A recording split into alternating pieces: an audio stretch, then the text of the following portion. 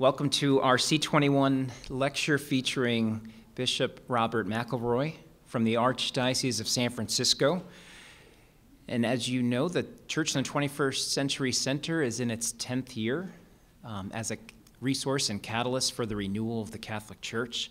My name is Eric Goldschmidt. I'm the director of the C21 Center.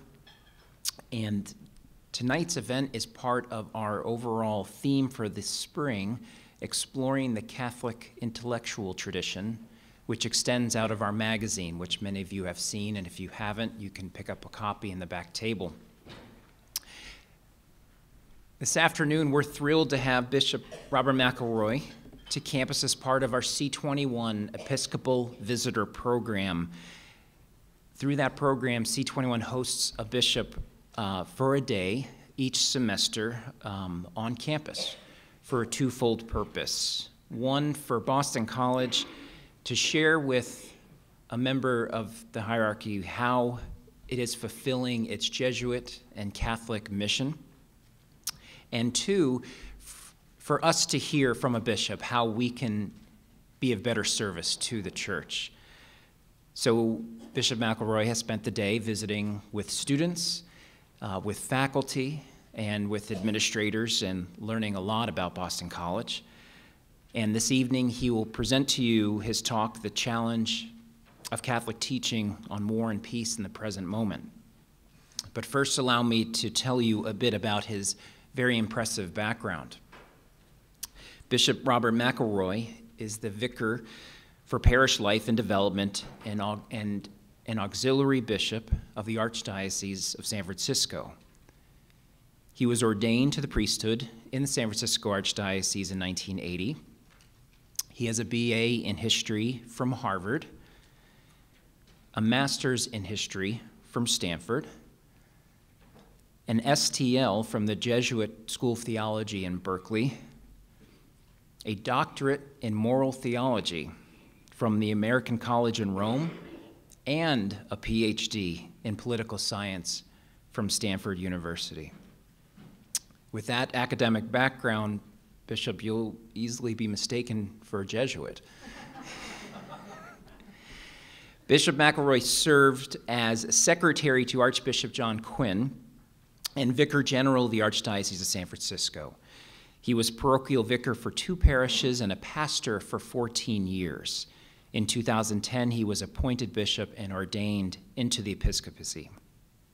Bishop McElroy has written articles for America Magazine and is the author of 2 books. One, The Search for an American Public Theology, The Contribution of John Courtney Murray, and secondly, Morality and American Foreign Policy, The Role of Ethics in International Affairs. He has taught ethics at St. Patrick's Seminary and at the University of San Francisco. My last point is to share with you that Bishop McElroy is no stranger to Boston College. I learned today that he utilized the Burns Library archives for his senior thesis at Harvard. But in more recent year, he's been a valued partner and collaborator with the C21 online program, implementing faith formation courses for well over 1,000 parish leaders in the Archdiocese of San Francisco. We have the honor of having you to campus, and so please join me in welcoming Bishop McElroy.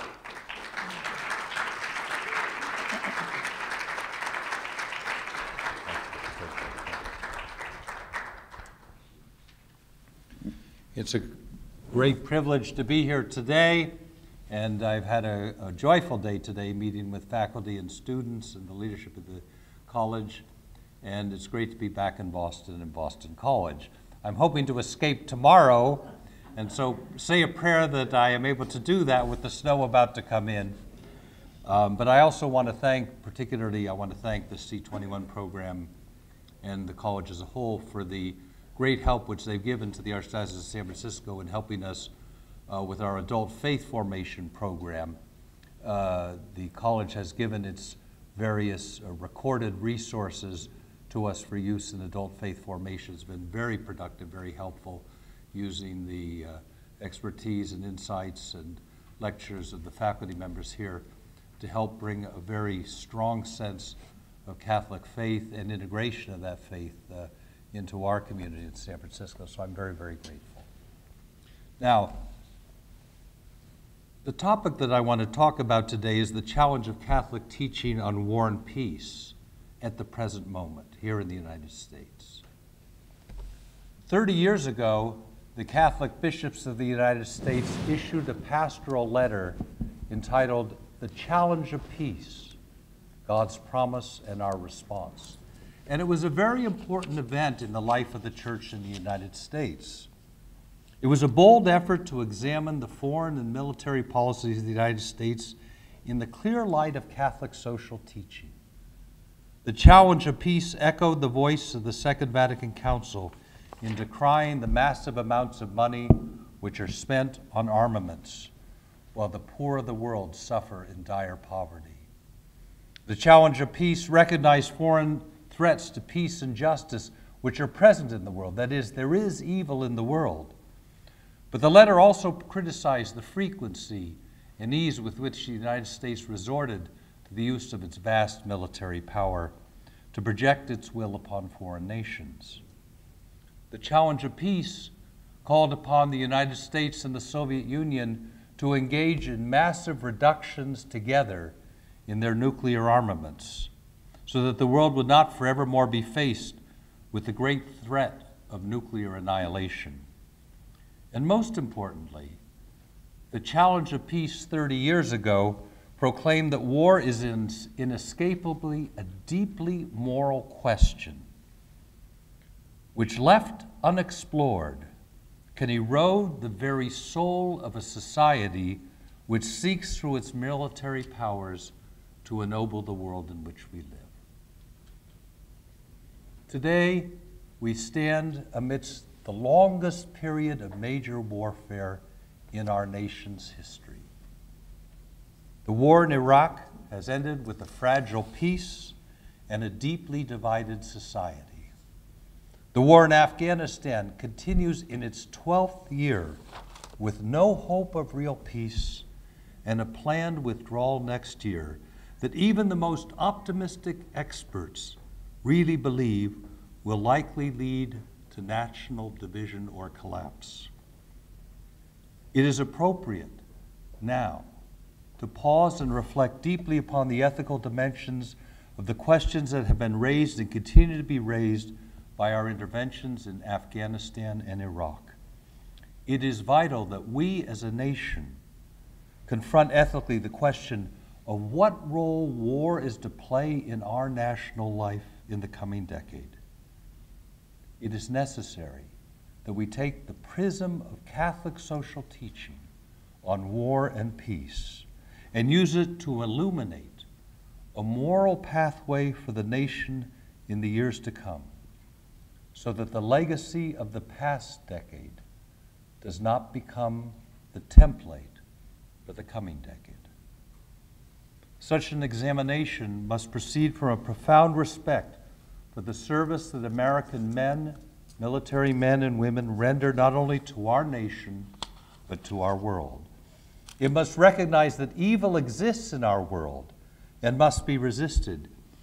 And it must resist the temptation to ignore the complexities that attach to questions of war and peace in the modern era. But such an examination must also proceed from a conviction that the 2,000-year-long tradition of Catholic teaching on war and peace offers profound wisdom that, while rooted in ages past, has much to say in the present moment. What is the Catholic tradition on war and peace? In a very real way, there is no unified tradition on the issue of war and peace. As the Challenge of Peace noted, the Catholic tradition on war and peace is a long and complex one, reaching from the Sermon on the Mount to the statements of the modern popes. Its development cannot be sketched in a straight line, and it seldom gives a simple answer to complex questions. It speaks through many voices and has produced multiple forms of religious witness. But if it is essential to recognize the complexity of Catholic teaching on war and peace, it is important to note that two main strands of teaching have been most prominent in Catholic thought. The first of these is the pacifist tradition, and the second is the just war tradition, the just war tradition having given the structure to what has become the ethical and international law on war and peace in Western culture. In early Christianity, pacifism dominated the theological and pastoral life of the church. Writers could not comprehend how the Jesus who counseled true love of enemies could ever sanction the systematic taking of human life which is intrinsic to war. While it is true that resisting to serving in the military in the early ages of the church was in part linked to the fact that that involved emperor worship, it is clear that Christian theologians such as Tertullian and Origen believed that the call to discipleship was at its core impossible to reconcile with service in war and support for war. Abundant evidence points to a wide reluctance among Christian disciples to join the military, and St. Cyprian of Carthage noted approvingly that the Christians of his era refused to take up arms in the face of death. Quote, "They do not even fight against those who are attacking, since it is not granted to the innocent to kill even the aggressor, but promptly deliver up their souls and blood." Unquote. In the history of the church, from the age of the early Christian communities to that of Francis of Assisi, so important in these days, to that of Dorothy Day, heroic men and women have pointed to pacifism as the only truly Christian response to the barbarity of war. This witness is not a passive one. Christian pacifism is not non-resistance. Pacifists are fully committed to fighting evil in the world and make enormous sacrifices in fighting that evil and protecting human rights which are in jeopardy. But they look at the legacy of war in human history and conclude that evil is not defeated, but only confirmed by war. Thus, for the Christian pacifist, there is no option but pacifism. After all, how can the parable of the Good Samaritan possibly be reconciled with killing the stranger in war rather than helping him when you come upon him? How indeed? That was the question that St. Augustine wrestled with as he confronted the barbarian invasions. How do you reconcile the parable of the Good Samaritan, which says, "Here the stranger, the foreigner, is your neighbor, whom you are called to love and sacrifice for"? How can you reconcile that with war? The great Protestant theologian Paul Ramsey pointed out the remarkable way in which Augustine did this.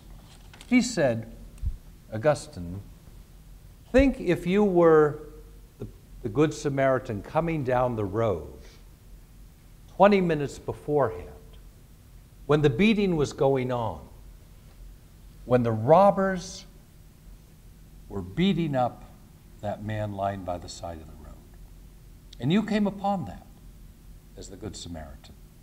What then would have been your obligation as a Christian?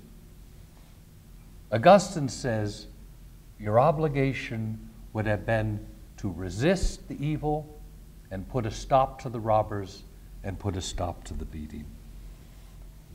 So too, Augustine concluded, the use of force is at times necessary to defend the lives and the fundamental rights of peoples who are being victimized. From this assertion that the call to love not only tolerates a recourse to war, but at times demands it, Augustine fashioned what came to be the just war tradition. Essentially, the just war tradition is composed of two parts. The first is called the jus ad bellum, that is, those conditions which are simultaneously necessarily fulfilled before you can morally go to war. The Catechism of the Catholic Church teaches that there are 4 such conditions. First, and most importantly, there must be a just cause rooted in the defense of a community or a nation against lasting, grave, and certain attack. I want to repeat that. Against lasting, grave, and certain attack. Secondly, war must be a last resort. That is, you must have exhausted every alternative with the reasonable hope of success of ending the evil, ending the attack, without going to war before you can legitimately go to war. Thirdly, there must be serious prospects for success. You must have a hope that by war you can forestall this evil. And finally, the use of arms must not produce evils greater than the evil which will be eliminated. And in the age in which we live, this is a major condition. It's a condition of proportionality. The second part of the just war tradition is called the jus in bello. It means, what are the rules in war? It means even if you morally can go to war, what are the conditions that you have to observe when you do go to war? The first of the 2 principles of the law in warfare, the jus in bello, is that acts of war cannot be directed against civilians and that efforts must be undertaken to minimize civilian casualties in war. The second principle is that every act of war must be likely to yield greater good than the harm it causes. That's, again, that principle of proportionality applied to every act in war. Taken together, the elements of Catholic just war thinking are meant to embody 2 countervailing convictions about the realities of modern warfare. First, that war is an enormously evil element of human existence, which is all too alluring for human beings and human societies. And secondly, in very limited circumstances, war constitutes a morally legitimate and even obligatory avenue for the defense of the most fundamental rights of peoples and nations. The just war tradition has reflected Catholic teaching on war and peace for almost 15 centuries.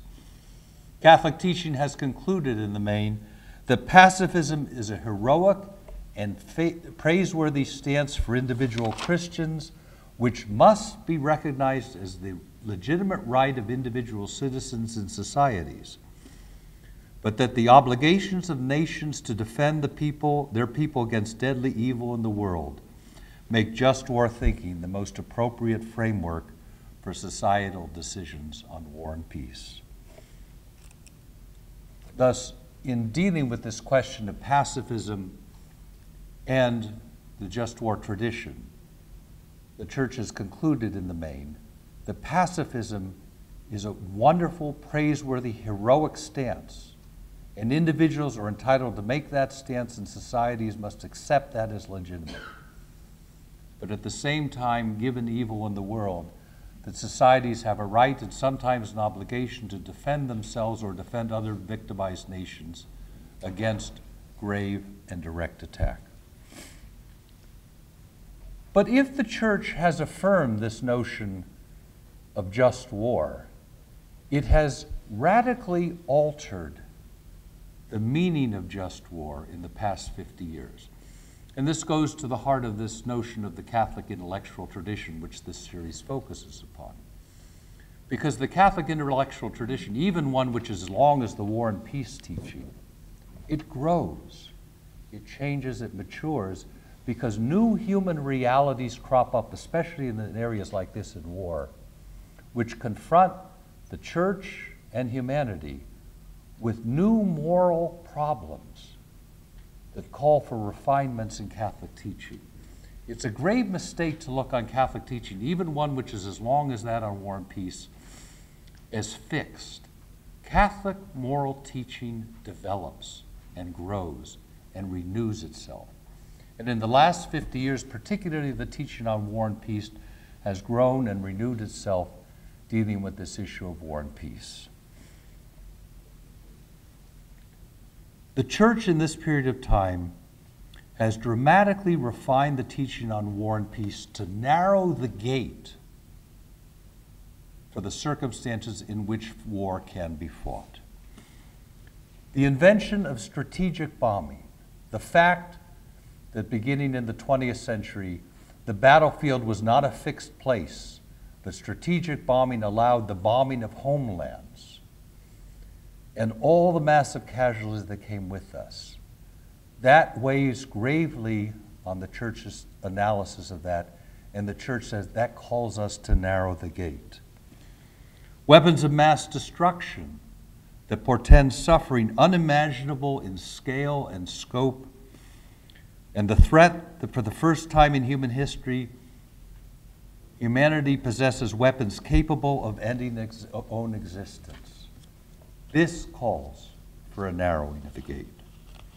And finally, the proliferation of weapons of mass destruction. Their spread to so many nations now in the world necessitates the sobering calculation that the next recourse to war may easily involve nuclear powers in conflict with one another. Against this backdrop, Catholic moral teaching over the last 50 years has dramatically strengthened the presumption against war. From Parchamenteris's assertion in 1962 that it is hardly imaginable that in an atomic era war could be used as an instrument of justice, to Paul VI's clarion call to the United Nations, no more war, war never again, to Benedict XVI's questioning whether amidst the current destructiveness of war, it is even licit to admit of the possibility of just war. The popes of the modern era have said we have to radically strengthen the presumption against war. Specifically, Catholic teaching has narrowed the obligation of nations and has stressed that they must exhaust every possible alternative to war, and narrowed the scope of the just causes which can legitimately constitute the foundation for recourse to war. It used to be that there was some width to the just cause, that what you could be defending. Now the church is very narrow. It says you have to be defending direct attack, grave attack upon human lives or rights of that gravity. So the church says because war has gotten so more atrocious in its consequences that the gate has to be narrowed. In addition, Catholic teaching has consistently raised the gravest possible objections to the arms race in the world and to the theft from the poor which spending on weapons represents in our modern era and in our own nation. Now, what does this have to say for us as a society now, this evolution in Catholic teaching? Just at the time the Catholic teaching on the legitimacy of war in the modern era has been narrowing the grounds for recourse to armed conflict, U.S. policy has sought to expand the scope of war in several key ways.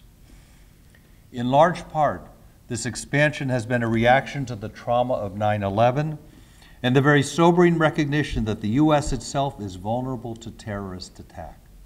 This really changed our whole outlook on the world. There is no doubt that the specter of the World Trade Center attack required major changes in how the United States deals with international terrorism.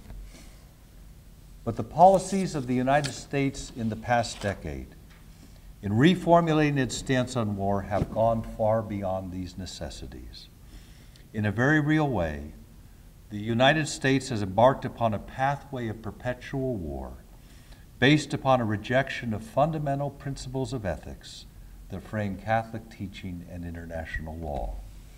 For this reason, Catholic teaching on war and peace presents 5 major challenges to the direction of American foreign policy and war planning at the current moment.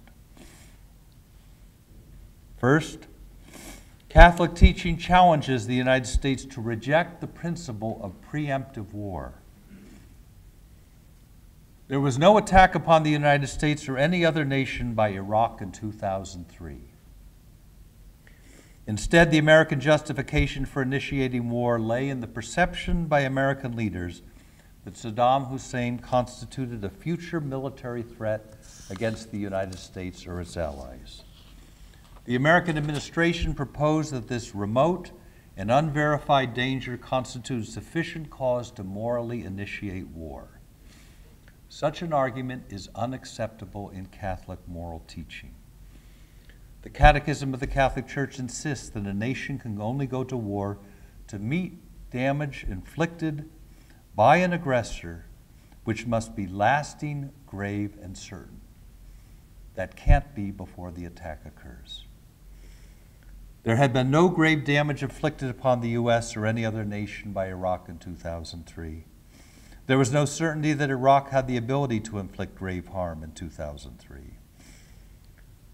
Catholic social teaching clearly demands that a nation go to war only in response to a specific and evident aggression, not in response to speculations about possible attacks in future months or years.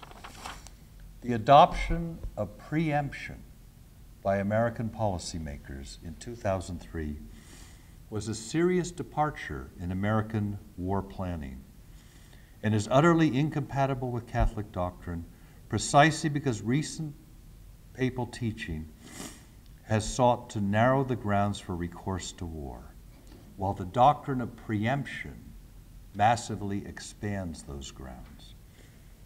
As the U.S. grapples with the complex dilemmas of Iran and North Korea at these present moments, it should reject the notion of preemptive war as a legitimate option.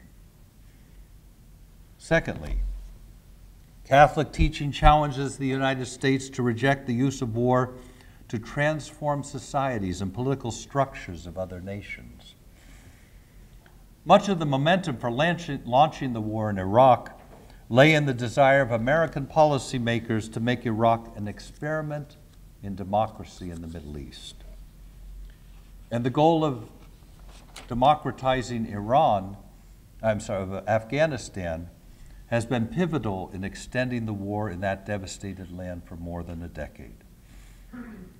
Catholic teaching on war and peace rejects the notion that a nation can go to war in order to transform the political structures of other lands, even when the goal of that transformation is as laudable as democratization. One of the lasting lessons of the wars in Iraq and Afghanistan is that the use of military force is ill-equipped to build democracy. Number three, Catholic teaching challenges the U.S. to curtail its expansionist trend in drone warfare. Unmanned aerial systems, more commonly known as drones, constitute an alluring new tool for war by the United States. Drones offer a weapon system which is capable of hovering around a target for long periods, does not require a pilot, and can be retargeted very quickly. Thus, it is in many ways an ideal weapon for targeting terrorism and terrorists. And for that reason, drones have become an increasingly prominent component of the American arsenal. But drones also pose an ominous potential to greatly expand the reality of war in the coming generation, precisely because their use eviscerates so many of the limitations posed by the just war tradition. First of all, armed drones are designed specifically to produce non-battlefield deaths. Secondly, their use invites a blurring of the very distinction between civilian and soldiers, which is crucial to the just war tradition. While early drone use in the Bush administration focused on specific terrorist attacks and targets, President Obama has accepted the use of, quote, signature strikes, which target individuals or groups based on their behavior patterns rather than our identities. In other words, in our policy now, we target through drones the killing of individuals, not on the basis of specifically who they are, because we've identified who they are, but rather what their behavior is, that it is suspicious in ways that are linked to patterns exhibited often by those who are involved in terrorist acts. The U.S. counts all military-age males in a strike zone as combatants, unless there is specific intelligence that later proves them innocent. In other words, for this purpose, you're guilty till innocent. There is increasing evidence that the majority of those killed in such signature attacks are not involved in international terrorism, but rather represent individuals involved in domestic insurgencies or civilians with no involvement.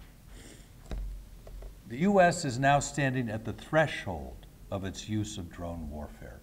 Drones originally were, for us, a way of getting intelligence. It's a wonderful way of getting intelligence.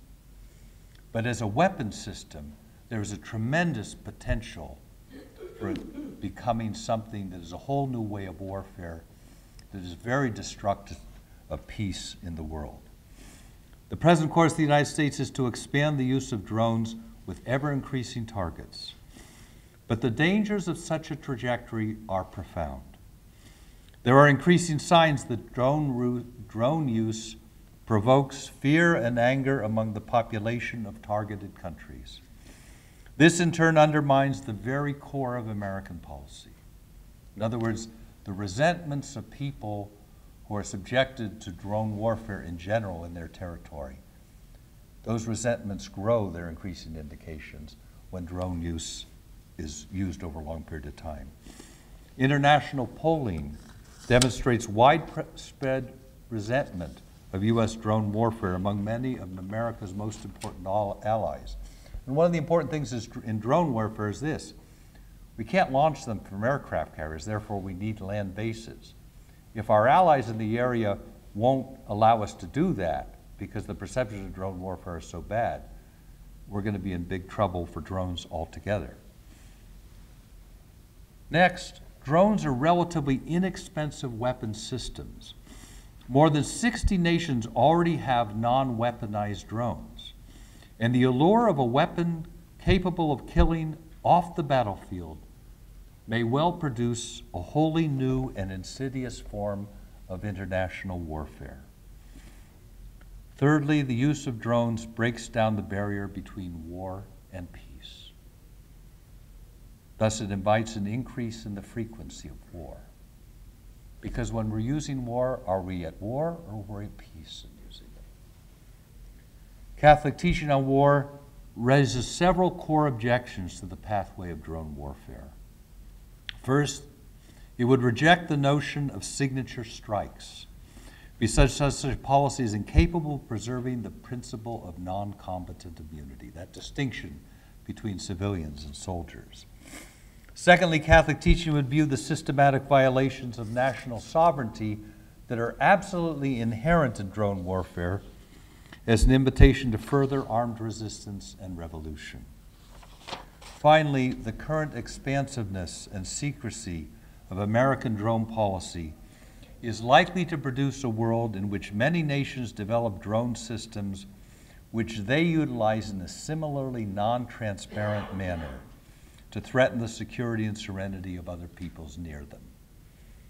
The ethical judgment about drone warfare should be rendered not envisioning a world where only the United States has drones, but rather envisioning a world where every nation has drones. Fourthly, Catholic teaching challenges the U.S. to launch a renewed effort to reduce nuclear weapons around the world and end nuclear proliferation. In the years following the challenge of peace in 1983, there were dramatic reductions in the nuclear weapons capacities of the United States and the Soviet Union.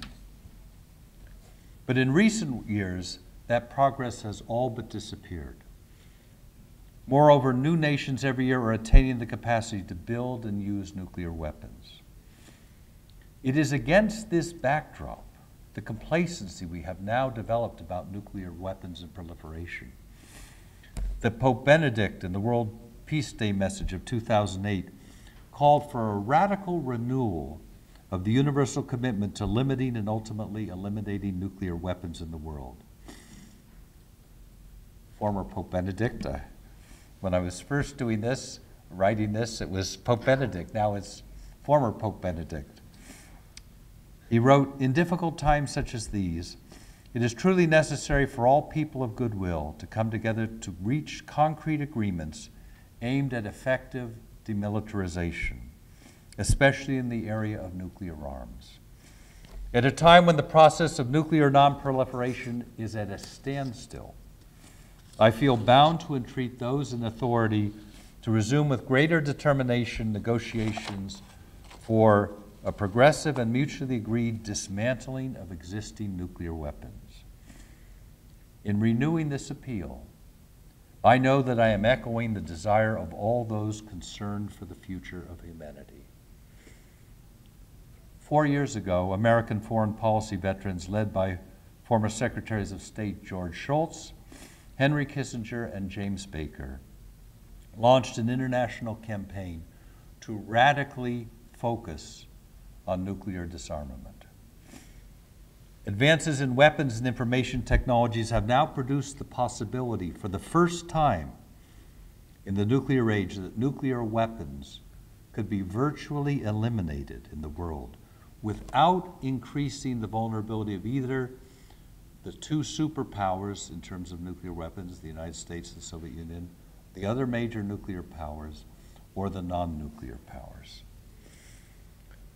A priority in weapons development and planning for a central goal of every Catholic treatment of war in the period of 1945 has been the actual elimination of nuclear arsenals. New technologies have allowed us to come where that is close to being a realistic option if we move on this priority. For most of this period, this goal has been only a dream. Now it is a real possibility. And the Church has said to us, we must take it off the back burner and put it on the front burner. Finally, Catholic teaching challenges the U.S. to reduce its defense spending. The United States not only spends more on defense than any other nation on earth, it spends more in real dollar terms than every other nation on earth combined. The Pentagon budget has doubled in terms of real dollars since 1998. It is now higher at real dollar terms than at virtually any point since World War II. This year, the United States will spend $600 billion on defense, in addition to the costs of the war in Afghanistan, and in addition to retirement costs for military personnel.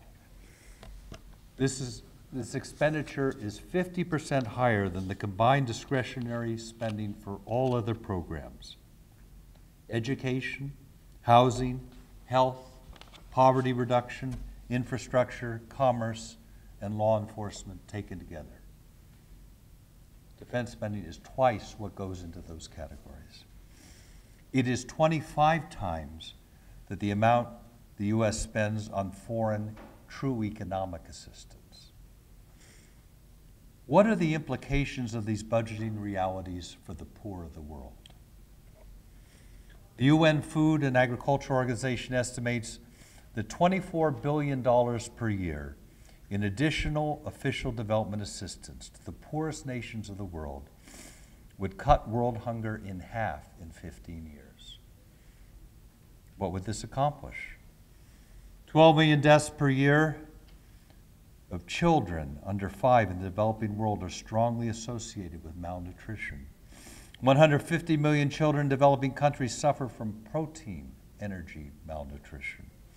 More than 800 million people are hungry and malnourished. All of these things would be cut in half by $24 billion a year.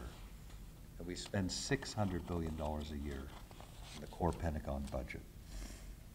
Even with the sequestration, it remains enormously more than the other programs I've just been describing. The church has consistently pointed to the enormous theft from the poor constituted by the buildup of modern weapons systems and defense expenditures. As Gaudium et Spes noted prophetically, as long as extravagant sums of money are poured into the development of new weapons, it is impossible to devote adequate aid to tackling the misery which prevails in the present day in the world.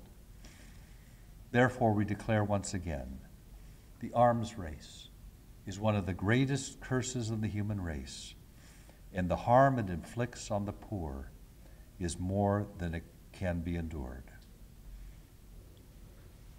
You know, I sometimes think to myself, we are very blessed to live in this country which we do, and our country has done so much good. But at the same time, I sometimes think on the last judgment in the Gospel of Matthew, and when Jesus said to us, you know, I was poor, and I was hungry, and I was in need. We as a nation will have to say, but Lord, we had to buy more weapons.